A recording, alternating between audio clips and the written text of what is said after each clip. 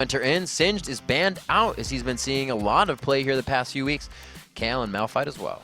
And the Akali ban is what Zion Spartan played against CLG earlier today. So what TSM has adopted right now is just, let's ban out what GGU most immediately used just to make them play something different and put them a little bit out of their comfort zone. For sure. Let's see what this last ban is. The Taric does go out, so we're not going to see any armor. Yeah. No armor. I actually wish that GG would have banned Taric and then Singed and then Malphite, because they would have banned out TSM and the game would be over. But completely be over. They banned out SMT. I don't even know what that means. Well, they banned out a cat on the other side, so we'll be okay. We do have a word on one side. Still waiting for the pick. Guys are taking a good amount of time. We can see him talking back and forth, though. Zion discussing with his team. What are they going to choose? It has to be quite an ambiguous pick, or do they choose? Yeah, it's just going to be the jungle. Easy enough. Yeah. So the Taric has kind of been the lock-in first pick if it's available. And in the last game was the battle of Jarvan jungle versus Xin Zhao jungle with Loudamortis and St. Vicious. And GGU's like, I'm going to go with Xin Zhao here, and Nintendo's probably going to be playing that one. Unless the odd one plays Vi, that would be pretty interesting. Or Hecarim would be another one I want to see him Hecarim, play. He does like to play Hecarim. He likes the horse. If anyone hasn't seen it, there was an also kind of like awesome Wombo combo video on Reddit, which TSM could totally go for if they wanted to, because Reginald plays a bunch of Orianna and the odd one plays Hecarim. It was pretty much a max range Orianna ult on 4 people, which collapsed them into the same point. Play of the day. Odd one just Hecarim ulted right in the middle. They actually just send them back out, but they're all dead. So yeah, by that time, he had already put the burn on them. They were good. We see MF coming in here, and you actually might get the Hecarim with the long-range Leona initiation. I could absolutely see it. They already have picked their Taric substitute for tower diving. Yeah. Leona can buff up her armor enough that if TSM wants to do their early 2v1 tower dive, they absolutely can. Yeah, for sure.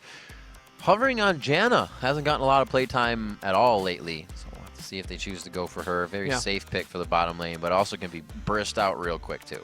And if they could somehow get a lane against Leona, the advantage Janna gives is anytime Leona goes in for her Zenith Blade thing, as soon as that connects, if Janna reactively uses her Tornado, Leona will not make it to the target. If they were to pick Janna, they could have done that, but they picked Lulu. And the whole explanation is lost. Wow, Corky coming in here for the first time in a long time. The first time, I think we actually saw somebody playing him, maybe. I'm going to say first and then be wrong, so I'm just going to say he was played. And he was played. Corky was played. Yeah. I don't remember who though either, Riv. So another thing for Don't Mash Me, I guess that works. I mean, Twitch was completely on the board and Malphite was banned out, but they decided against it still. So something about Corky he really wants to bring out. I'm very surprised to not see him on Twitch, though. Scared of Leona, I guess. I'm not sure. I don't want to say that, obviously, Chaos really doesn't play Corky, but the Gatling with Leona passive is ridiculous. Once you get those first 3 abilities, if you proc them one, Gatling explodes, proc another one with your shield, Gatling explodes. You're getting like 20 extra damage each time that happens, so that early lane is retarded. Well, maybe they took it away, but I don't see Chaos. Well, they already had Misfortune, is the thing. Oh, yeah, right. So they wouldn't need to do that. And yeah, so there's no takeaway there. I just got excited. Is Zion going to do AP Tryndamere? I Kobe'd out. Zion just did AP Tryndamere. That's going to be very interesting. You could hear the collective groans of TSM actually just came through when Tryndamere was I was like, in. wait, this is the red side. That's TSM moaning. Oh, man. This AP Tryndamere this week is going to be a really crazy story to follow, though, Riv, because it's so good at what it does. It is really difficult to play against if a team has practiced it, right? Yeah. If Zion Spartan has prepared this and TSM doesn't have an answer for it, it could be a huge blow to them, and they might lose the game based off the fact that AP Tryndamere is there. Could happen. I'm just still thinking about, is like, you can see TSM, they're like, oh, man, can we Parmesan harder than this? Darius is going through his champions like, what do I do? I think I could Garen guys. I'd outlane him if I was, should I do spin Rumble? Lane. Oh. Vladimir, like he's not actually sure where to go, and he ends up with the Rumble. I think, so this will be the first time Darius has played this. It's been Elise, Shen, Renekton, and Malphite for him. In the LCS. In the LCS, yeah, obviously. For sure, this is the first Rumble, and I'm not sure about that pick, right? Like, dueling late game, Rumble versus AP Tryndamere, Rumble will not be able to deal with that split push unless they shut him down in the lane or win team fights earlier. If there's going to be a team to hard initiate onto a split pushing AP Tryndamere, it's going to be TSM. They are the team that is fearless. So for TSM, they're probably going to do the early game tower dives, and then they have to force team fights and stop AP Tryndamere from becoming a problem. For GGU, they have to survive to that moment, right? They have the same split push composition that Curse played with AP Tryndamere earlier.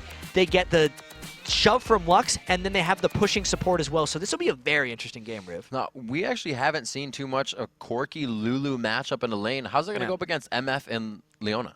I think it's just a shove lane, but I also think they're not going to fight each other. I think we're going to see the 2v1 lanes straight off the bat, and it will just be a shove fest. If it is a lane matchup, I think it's a little weak because they can get engaged on, but probably not. All right, we'll have to see as these two teams come in. Game 6 of Super Wednesday. We're not even close to being done yet. We're almost halfway. Almost halfway. Once we get to the halfway of this game, we'll be halfway there. Yeah. Yeah, we will. That is technically true. And we see the two teams that are going to be heading off for this match. We do have Good Game University versus Team Solo Mid. Second matchup for these teams, not together, but of the day. So they're all warmed up. They've been seeing other strats going around. If you're just joining us, we've been seeing multiple 4-minute turrets on both the top and the bottom side for these teams. As we jump into Summoner's Rift, we'll have to see if history repeats itself here for Game 6. Remington III and Jap bringing you this one live once again here from LA, and we're into the game. So the red elixir start on AP Tryndamere. I feel like this will be the story of this game as we get the pause right at the start. Shouldn't be too big of a deal, but I really want to see as this develops, like how this works out. And actually, one thing I do want to mention that a lot of people don't know about these pauses is we have a rule that during pauses, teams are actually not allowed to talk about the game or strategy. So that's why you see these guys sitting here during pauses and just quiet it down. So no team would ever be able to pause just to strategize. That's not allowed at all. We actually see the peripheral little extensions they use there. He has a mouse handle for his cord and whatnot. All these little things that these guys bring, you can see it right there on the end. It just holds the cord in the air, and it's actually, I suggest people look into getting those because they're absolutely amazing. And it really helps you keep track of your mouse. Oh, and then your cord's never going to get mixed up with your mouse. Simply ever. Is Nintendo Dex the only one on the desk using that? Yep. He's a smart guy. He has a problem with his computer. Look at what... Nah, I'm not sure what his problem is. We should be able to get it sorted fairly shortly. It's an FPS problem apparently on his machine. Just get a quick relog in for him. Yeah. And for these two teams going against each other, this is obviously kind of like, you know, a little bit of a momentum stopper, but they're just going to take a deep breath and get back into it. If any jungle invade was going to happen, it's still going to happen. Now they have a little bit of time to take a breath from what that was and just do it a little bit more calm now.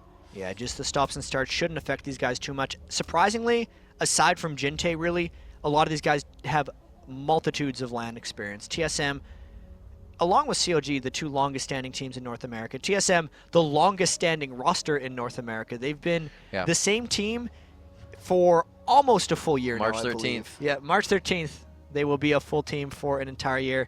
And then you look at that across to GGU, and hopefully they don't get thrown off by too much because Jinte's second game all time, he's like, oh man, a pause. What do I do? I can't talk about anything. No, they can't talk about the game, but they love talking back and forth to each other. Zion Spartan says, don't hurt me, Dyrus, be gentle. And they're all, Dyrus just hasn't really said too much. He's like, yep, I have the perfect room page for you. So we'll see what these guys have in store for each other. We see Nintendo Dex heading out to the mid lane, so it looks like once they get started, it's going to be the pretty much human wards off the bat. GGU has been placing one Wraith ward down, and then a semi-late blue ward that they don't invade on, but they just want supervision on it for, you know, the come-around gank in 3-4 minutes. It's one of these weird things. I want to think for these teams, like, if they were going to play the long con in level 1 fights, it would be like, I'd almost want to create a level 1 strategy that you kind of do the same time over and over again. And especially if you're one of the like better teams in the league, like Curse or TSM or something. This is getting a little off topic, but I had this idea the other day and I thought it was brilliant. Hit everyone with it. You leave the same hole in your level 1 like every game. Like you're just like, that one blue ward invade, like coming into my blue buff is always open, right? And you just like, even if teams exploit it, you're like, man, they just keep screwing up our blue buff and stuff. But then when you get to the games that really matter, like the season championships or the up-down matches, you crush somebody on the blue invade. You just wait for them to come for it because you know they've had the most prep coming into those games, and that's when they'd find the holes for your level 1s. You pounce. But I don't think that's happening. So you want to lose to win. Yeah. You play, it's like rope-a-dope. You just like, you let him hit you a few times. That's like Freak's way of winning lane. You give the guy like 5 kills, you get the bounty, and then you crush him. Kind of like that. Yeah, kind of like that. So we're waiting on a keyboard right now for Don't Mash Me. He did just that. The pause made him. No, I'm just kidding. Blinging out with that ring still. Gotta love it. I really loved his, he's not wearing his sunglasses, but I loved his sunglasses in the very first feature of like what is Super Week, where he just boom, deal with it. Down. There's like a reverse deal with it, because usually you put them on. Let's deal with it. Then it's off. Yeah, you do actually. Yeah, yes. Okay. I got my memes. Good work. Gotta learn them counting turrets. So we're looking to get these guys back in. We can hear them somewhat chatting it up, having fun with the admin, saying, yeah, we're ready. Few people are ready. We're waiting on this. But coming in mid lane, Orianna, Lux, kind of just a battle of pushing the lane.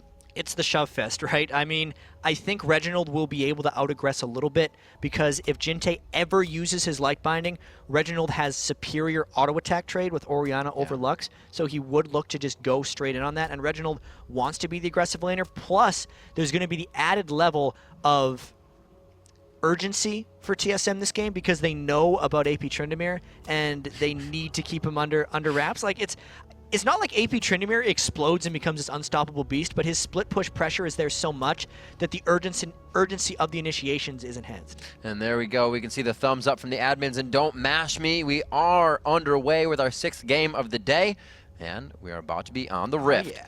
We do have this matchup going in. Zion Spartan on that Tryndamere, Nintendo Dex on Xin, Jinte on Lux, Mash Me on Corki, and Bloodwater is representing Lulu this game. On the other side, we have Dyrus repping Rumble up top. Doesn't look like we'll get a lane swap in here. Odd one on Jarvan in the jungle, feeling very comfortable on that pick. Reginald on his Orianna. Chaos favored it on the MF, and Xpecial bringing out Leona for this game.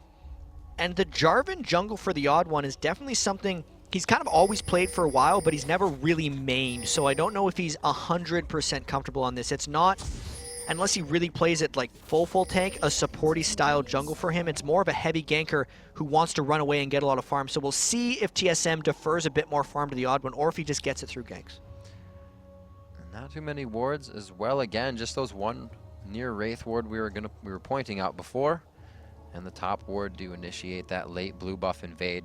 The lane swap does eventually come out, I should say. It looks like they're going to put that against Zion Spartan, so this will be the first time we see the Tryndamere in a 2v1. And round 7 of the tower dives early on in the game. And we actually haven't seen any tower dives this game, because all the 2v1 lanes have resulted in those solo laner just giving it away. It's almost kind of like we've went through a bit of an evolution, right? Like, teams realized it was coming, so they started sending the jungler down there. But then the junglers would get killed, so they stopped sending the jungler down there and just gave up the turrets.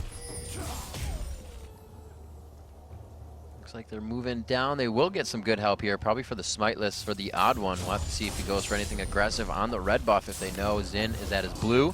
They do get the ward down, so they the ping down on the ward, I should say, just above that mid. So they know that it's there. Nintendo Dex is going to grab this up. He's not going to need a smite on that one, so both junglers get around smiteless. We'll have to see if that's used.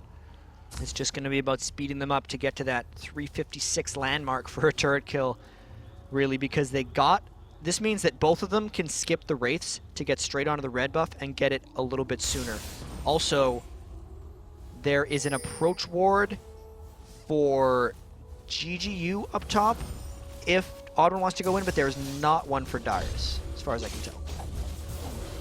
So no, regular smite. Yep. They'd be able to see. Smiting out on the red, so we're not going to see anything crazy coming from the junglers here. As you see Other one just kind of watching out and looking at his team. So the red buff's about to be grabbed. We do have the swap lane, but like we said, we haven't seen that 2v1 gank coming in. Everybody's been warding behind themselves, or the turret has just been destroyed way too early for it to happen. I think we're going to see one of those again, as we have a slight other technical issue in. Then we're just going to have to go through the rest of the game, right? But TSM is this is their second game of Super Week, right? Because they had the Xerath and Malphite one. And this is also GGU's second game as well. Yes. Yes. Okay. Yes, sir. Indeed, we can see him getting this all set up. It looks like they're actually almost ready to get back in this one. They say they are ready, so just a quick fix there. Back into the adjusted features, and they are ready to go. Still nothing has happened in this matchup. A few pauses has delayed us a little bit, but we're back live. Now look at the buys here. It's going to be the Fairy Charm. Looks like somebody's always gone for a Fairy Charm and then the other in the Flask in mid, depending on who it's been. And there is a switch up, finally. Nintendo Dex took his red buff and is not going for the lane. So they may try to defend with AP Tryndamere. AP Tryndamere does have the red elixir, so he is increasingly harder to dive, but there will be so much armor coming through from TSM if they decide to go for this. He did just get that level 2 in. Looks like he grabbed up Spinning Slash as well to make this an easier engage or disengage for himself. The odd one comes around on those wards we just called being placed. Looks like they are going to dance this one out. TSM did this on that third week, and they are going to go on it. This is that dive they've been so sure about. The initiations go out. They let the damage just sink in right now onto Nintendo. They get first blood. They find one for themselves. Can they continue to turn this around? Zion Spartan, does he have it up? They get a great Zenith Blade over the wall. A double kill for Chaos for the one of odd one. And double buffs as well. Yeah. So that was almost as good as you're going to get for GGU on the defense department. They made TSM eat as many turret shots as possible, but they went for the double buffs first to make sure Chaos had them, and then they ran down, or they went for the double buffs first just to make sure they would get them. And then Zion Spartan, instead of sitting in the turret and just eating the one kill, decided to keep chasing. So a win for TSM. They're going to get turret damage, but mainly they got the double kill for Chaos. This is going to be great as this one goes down. It's a little bit after 4 minutes, so they're slacking, but they are going to be able to grab it, chat. Yeah, so 4:26. Oh, they leave it? Was when they wanted to get the turret, but I mean, even if they don't take the turret, they have a great advantage. They might want to continue to dive because the Ignite and the Ghost is down on Zion Spartan, and Nintendo Dex knows he has to be up here for the defense. He's walking through a ward, and at the very least is going to stop them from tower diving, I think, but it's still pressure from TSM. That is a level 2 W coming from Reginald right now. He is just wreaking havoc with that damage. Looks like he's going to try. Actually, he leveled up his Q first, so that was a level 1 dissonance. Very scary coming in for Jintei in mid. We see more pressure up top. Nintendo Dex forced to come back into the top lane, Jat, just to guard. Yeah, and their TSM is pinging down hard on this one. The odd one wants to come around. The TSM knows they've already lost their own turret, so they want to get the GGU turret as fast as possible, and Nintendo Dex cannot defend this. There is no way he's going to. They're actually looking for the kill more than they want the turret right now. If they could get that second advantage on him backing or running away, they were about to take it, but they find the turret and they're happy with that. 8.3 thousand gold. It's 1,000 gold ahead of GGU right now. So much of that is just on the double kill and the fact that they denied Zion Spartan so much of that farm. They've kept that AP Tryndamere to 5 minion kills right now. So the early plan of just dealing with the AP Trynd is there so far. Yeah, crush it down and don't let him do anything. Don't let him breathe at all. The stranglehold tactic seems to be working so far for TSM, but we'll see if Zion Spartan can bring it back into play for his team. Crushing down on this bottom lane as well. Mash Me shredding through the minions as Dyrus tries to put... Ooh. Thought it could have been a small initiation there if they were able to get that speed onto Dyrus, but they did not choose to go for it. And Jintei's looking pretty dry here in mid on mana, so he's got to be careful. And this lane has been pretty trade heavy so far, right? Like the minion kills are a little low, which tells me that Reginald and Jintei have been sparring a lot in mid lane. They've been foregoing CS to land a little bit of harass on each other, but it's pretty much dead even. Yeah, you'll see who are farming, if you look at the CSs, where pretty much everybody should be at the 50 and 55, so aggression in almost every lane coming in, and those 2v1 lanes are definitely taking a toll. 14 for Zion Spartan to the 31 of Dyrus. But the odd one, because he spent so much time in lanes, he's soaked up a lot of experience and now is just bullying Nintendo in the turret, trying to get that turret damage. And this is what the victorious teams have done so far today. It's the extended pressure. They're living at the enemy turrets and daring the other team to fight them. Wow, Reginald is really going for utility here, just maxing out that ball movement on the Q for anything else instead of that W damage. It's one of the choices on Orianna. Like, I've seen it done both ways. They'll either get the Q or the W. Right. It's just a different play style. This is a little more high pressure for Reginald. He'll get to reposition and keep Jintei on his toes a little bit more, but his actual like QW burst harass is much, much lower. Looks like he's going to go get himself a blue buff right now, but over and over again, if you can continue to do that, doesn't matter how much damage you're doing, you're still going to get it put out, and that's what he's going to get with that blue buff. So that should be up around 13, 14 minutes for him next time. See, there's no control being put on GGU's buff. A good amount of burst damage there. It's not really going to push him out of lane. Jintei trying to keep the wave pushed back, but Reginald with the blue buff can do the same himself. And Zion Spartan finally going to be able to get about 10 minion kills, right? But because they've done the lane swap, as soon as TSM sees Zion Spartan has went bottom, they jump on the dragon. They also don't have to worry about Jintei's ulti, as he has just used it. He heads over towards blue, so this one's pretty free for them with no contest.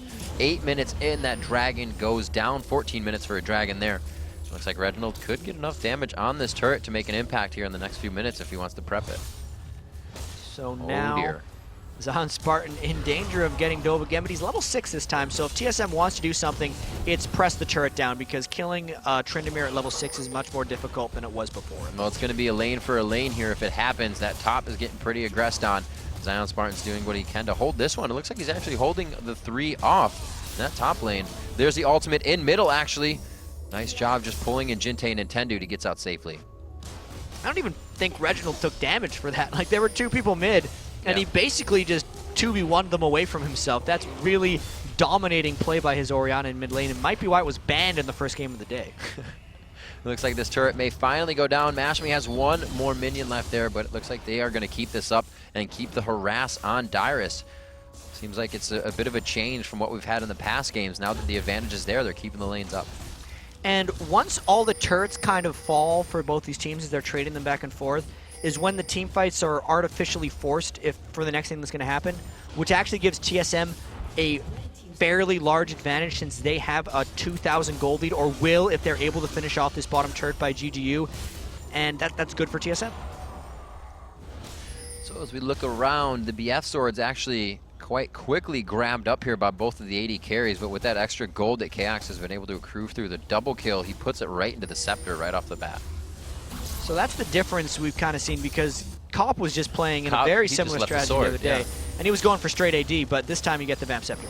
Dyrus taking that damage from the top lane, but he's still trying to hold it off here, overheating himself to stay safe. They get the mocking shout down. They go on special. They have like a double initiation going down here. Both of these guys can't help each other. They somewhat turn it around. Special doesn't drop to the ignite, so he draws the attention of Spartan. Can they turn this around? He's getting a bit of fury here. The ultimate's still there to be used. There's no mana coming in for Chaos, and the last hit goes down. Will the ignite be enough? He's trying to get more back from the Q, and he does live. So the aggression from GGU kicking back a little bit, right? They were daring them to fight the whole game. Finally, Nintendo Dex and Zion Spartan were able to turn it around a little bit. Chaos went all in trying to flash for that red buff, thought it would be enough, but he forgot about the threat of the double daggers and the boots on Tryndamere, giving him a double kill. Pushing mid lane, GGU looking to take an advantage here, and this is something they haven't been able to do, especially this early in a game, is when they win a fight like that, they've been forced to back and use whatever money they got. But now they're able to start pushing their advantages. This turret may go down here. It'll definitely be a big global map lead, at least in vision. Oh, Looks man. like they're going to be stopped just short of taking the turret down, one after the other of crowd control. Jinte may find himself going down. He gets a great light binding, but there's just too much burn. The last hit from the odd one picks himself up a kill, and Dyrus finds an equalizer ultimate kill. The equalizer is a much longer range spell than most people realize. It's like a pseudo global. You can put it from so far away. That's why he was able to come in at the end and pick off Jinte. That was GGU trying to make a play off of something that wasn't quite there. They did this against COG as well. They made a great play and immediately followed it up with a mistake off their overwhelming confidence. You see 5-3 as the middle turret gets pressured here. GGU had pressure on the mid turret. They weren't able to grab it, and that turns into them losing a fight and that turret. You see it 15,000 gold, 16,000 gold. They're about 2.5K behind right now. And really shortly, Chaos is going to be able to get that bottom turret as well, because they were so close to getting that when GGU made their first good play, right. And that was going to be the thing that they could kind of protect, is they're saying, we're going to live on this bottom turret, we're going to take our 2-to-1 turret advantage, and we're going to keep the gold even. But because they pushed up mid trying to get the turret, they actually ended up sacrificing 2 turrets of their own, didn't even get their own turret, and they hadn't back 2 kills. And now Nintendo is trying to hold this turret, but I don't think he's in position to, because here comes a 3-man dive. And Nintendo forced to use his ultimate to kind of break everything out there. They keep going in on this initiation. And it looks like they are going to start to focus on Zion Spartan. He draws them away from the fight, so they've kept Nintendo alive here, and they may have kept both of themselves alive. That was a fantastic escape by Nintendo Dex. Audacious charging to the creeps so that he didn't put the Intimidate passive on anybody, knocked Chaos back with the ultimate, and then juked completely X-Special's Solar Flare. So awesome job by him to escape. They still lost the turret, and they're still behind in the game, but we just had to highlight that awesomeness. Awesomeness indeed. Seeing Dyrus' build as he goes back. He picks up 2 wards for himself, so he doesn't have the gold yet to bring in the pink wards. He does build the Haunting Guys, and it looks like Asher's actually coming in somewhat already for, Tryndamere. Get that first core item for himself. Chaos taking some good damage from the Lux passive there. They choose to continue going in onto this one. It looks like he's going to go down quite quickly. Will they focus more? But no, GGU Jazz finding those little advantages they need. And here's the problem, though, with GGU. the Tryndamere strat uses Tryndamere to split push, right? But the other 4 need to be resilient to tower dives from TSM. The fact that Zion Spartan has all of the kills, therefore the majority of GGU's gold distribution, means the other 4 people that need to survive against a potential 5-man rush by TSM down an inhibitor is just even weaker. They're even less likely to be able to withstand that assault. Might not be a problem if he was an AD Tryndamere as much. Well, I don't think AD Tryndamere is very good, is the problem.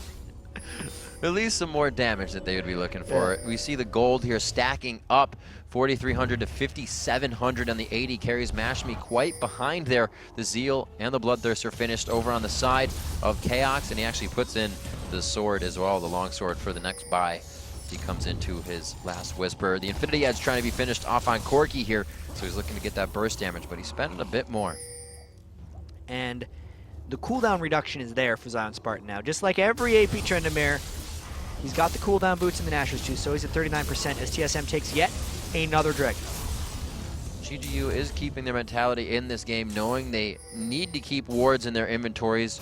They're doing that as a team, so they're not losing out there. They're remembering the small things. That's going to help you stave off the pressure that TSM is applying right now. A lot of wards from TSM. You can see 2 almost right in the same area right there, but really giving vision to multiple entries into that jungle and just a better advantage if a fight were ever to happen. See, they do have the Locket of the Iron Solari on both sides. They're fight ready there. The Infinity Edge finished on Corki now to the Bloodthirster. Both of the supports have their pink wards. These guys are ready to go head-to-head in that next mistake. Yeah, and the Ruby Sightstone coming out on both supports is something we've actually seen every game in the last 2 weeks. Simply During every that game. infographic, it was 16 of 16 supports in both North America and Europe built the Ruby Sightstone. So if you're at home and you're a support and be like, yeah, I think I should build a Ruby Sightstone. Or if you were ever considering. Yeah. It's like, I wonder if I should get that Ruby Sightstone. Yeah, I think you should at some point. Seems like a very just bare game for these mids. You look at their inventories and it's like they were kind of at Fountain for the first few minutes. You see an Athene in both and the regular Boots one to both as well. They haven't been getting too much action. We have some assists for Reginald because he got himself into a few fights, but not too much overall. And amongst all that, Reginald is able to pull ahead a little bit, right? Because he's got the 30 minion kills, so he has been applying pressure. That is somewhat due to the other pressure that's existed on the map and the fact that Nintendo Dex hasn't really been able to assist in that lane for Reginald, and he has been using the auto attack harass from Orianna to really create off of that. But now we're into the game, really. The turrets are dead, 3 on each side. The gold is still kind of close, so this is where the team fights start getting forced around. AP Tryndamere is on the loose, and Dyrus has to deal with them. Bloodwater just took a few shots from Chaos, and he did not like the end result there. Half of his health as he sits in a bush. He's like, you guys can sit in that one. I'm going to sit back here for a second. You can see caution from both teams. The ball being used for vision, and GGU really holding their antsiness down. Zion Spartan in his top, so no teleports actually. I think it's the first game where we don't see teleports for any of the lanes. The Equalizer going out in the bottom lane, and the Undying Rage coming out here. Dyrus definitely has the upper hand on this fight, and it's going to go to this top lane. If Dyrus can pick up that kill, it'll stave it off, but he will not be able to there. They are able to get one as they force down onto Nintendo. It's going to be big for them in this one. He pushes him back, gets a good final spark, but it doesn't hit with the passive on. Bloodwater goes down 2. Reginald picks up 2 for himself, and they are going to push that one off. Nice job by TSM on both sides of the map. Dyrus pressing back Zion Spartan. The fact that he almost killed him was a huge bonus because you generally just need to hold off AP Tryndamere. And then the other 4 members of GGU, since Zion Spartan on AP Tryndamere had all of the kills, was not even close to strong enough to being able to handle TSM in a 4v4. TSM realized that, jumped in for the initiation, came away with an easy 2 for 0. Checking special right now. He did not, but Oddone did just pick up that Oracle, so they're looking to really control the map right now. Probably pressure out the Baron objective. Not necessarily do it, but force GGU into a position they really don't want to be in. And they're going to be able to continue to force GGU into some bad positions. Turrets being 3-3 means that if GG wants to make plays, they have to be in unsafe places, and the initiation potential when you combine Leona with Jarvan is extremely high. If TSM can find a way to get their minions to turrets, which is rather difficult against Lux, Lulu, and AP Tryndamere, they'll be able to do something. Really good pickup on the Philo Stone coming in for Bloodwater here. He's actually only 200 gold behind a 0, 1, and 6 X special. So a great pickup, realizing that lane was going to be a bit behind. He's only 0-2-1, and he's still keeping himself in this one. But they aren't on their way to the Aegis yet, and that could be very big for Team Solo Mid when it gets completed. If they can get to the Aegis first, that will be monstrous, especially considering, especially if they get to a Runic Bulwark. Seriously, because Runic Bulwark gives the magic resist aura to minions as well. A lot of people don't realize the Aegis and Bulwark give the aura to minions. It would make their sieging and pushing easier because the magic damage wouldn't take out, I don't think, the entire wave at that point. Right. Look around at some of the other builds. Zion Spartan's kind of fallen off here. He's had that Nashers for quite some time, and really he's only upgraded to the boots. And there was a pot in that tome spot last time, so he's really just kind of inching his build together here. And speaking of builds, Chaos did this last game too. He doesn't build boots on Misfortune. He builds a Zephyr instead. So that's why he has the Stinger. He's going for a Zephyr in that build. He's not going to be building the boots. That's something we have not seen from many people. No. Wow, how can you feel safe with that? And they don't even have a Sona for movement speed boost. Yeah, you get your strut. Yeah. But you hit, you're done. And the Zephyr does give the move speed. He just wants to survive long enough to make it to that point. And he did it in their last game, and he's going for it again. Risk, reward. He's got a bit of fear here. Risk and reward. Boom, going out. They put the speed down right away, which may have been a mistake, but they're there with the burst damage right off the bat. They take him out. A bit of gold coming in there. Just kind of randomly waiting in brushes and being like, yeah, I don't think they saw us come in here. They had the pink ward in the tri-brush, so since TSM didn't have a ward in the tri-brush, almost no one wards the brush by the double golems. They safely camped in that spot and predicted KX would be split pushing, so that was a really good play by GGU. So we said that Team Solo Mid's going to do things that control the game, but with the pressure GGU's putting on here, they haven't been able to really break out of their own jungle. No, because the lanes are staying pushed. Don't Mash Me in Bloodwater, because of the just random brush camping, kept KX back. Zion Spartan is going in for Dyrus. Yeah, he is going to go hard. Doesn't throw it on the ulti just yet. Still holding it off to just the last point. There's the ulti. Gets the kill. Now he doesn't have the ulti. He stayed alive that whole... He does. Wait, yes. All right, I'm confused. He didn't use it. He thought he could get away without using his ultimate, but the last tick of Ignite finished him off, and he was just like, oops, because that would have been a huge pressure advantage for them after that one. And now TSM might take a Dragon because they're so much stronger 2v4. If Zion Spartan was alive, this could be a GGU Dragon. Completely different it would be, Jat. They're going to go ahead and grab this guy up. At least he has his ultimate for the next fight, but he did use the Ghost and Ignite on that one, so his split push not going to be as effective, and they may just try to take him down right away. Mash Me, get the wards in. They're a little late there on the bottom side. Still, the Oracle's now not doing as much as I thought it would for Team Solo Mid. They're kind of doing a great job at holding Odd One to just clearing his own jungle.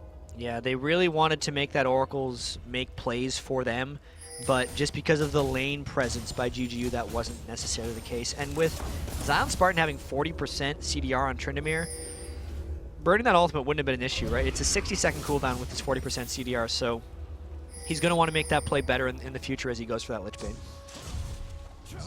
Not one of the first games, but one of the very few games we see that nobody's really going full tank here. The junglers are kind of taking a tanky role, and then your tops are building more for damage and really team utility.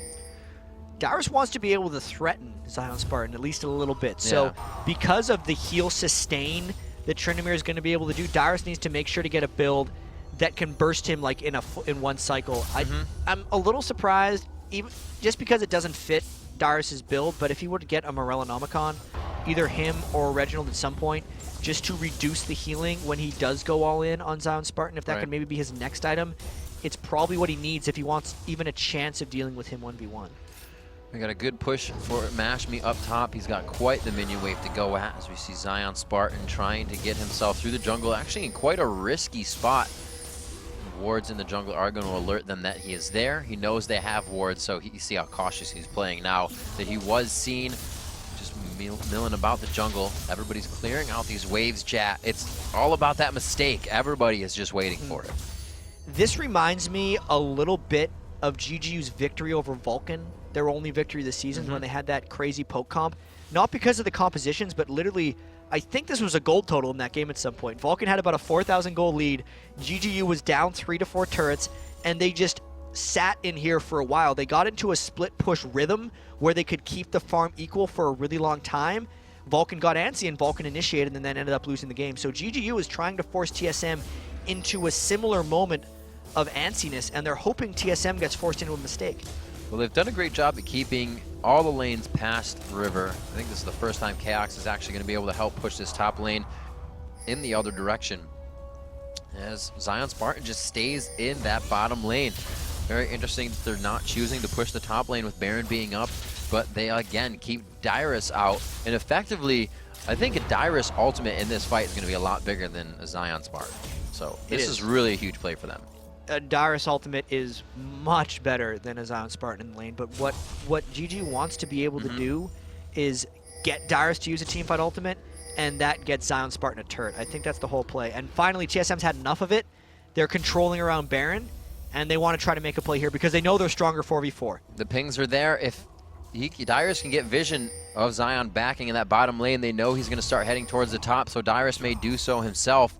Try to scrap shield his way up there. The wards are being all placed down. Odd One still sporting that Oracles. They know that Lulu is close, which means the rest of the team is close. So it looks like to be the dance, Jap. Baron Boogie. Snake Shuffle. Snake Shuffle. So much will go on here, but there's a Reginald ultimate on the blue. That was a very nice ulti.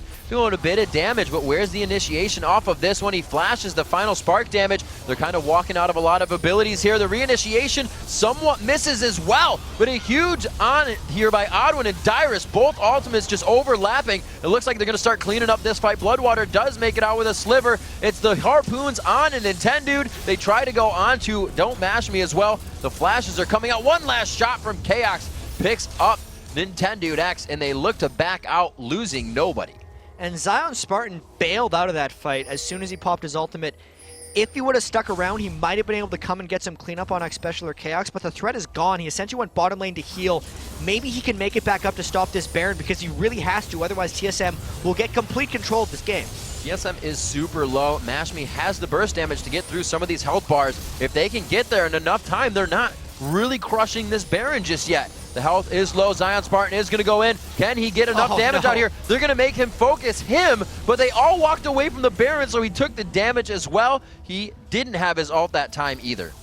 And if GG wanted to harass that Baron, they needed to communicate better and go in together, because Don't Mash Me and Bloodwater were kind of there. It's just Zion Spartan went early. Don't Mash Me and Bloodwater weren't able to arrive at the same time, and people on TSM were low enough that if they spent the time to focus Zion, Mash Me and Bloodwater could have gotten in a few good shots, but miscommunication, poor execution by GGU, crisp execution by TSM. They took that out. They had the communication at Baron. They got the smite down. Now they got a big lead. 6,500 gold for Team Solo mid right now.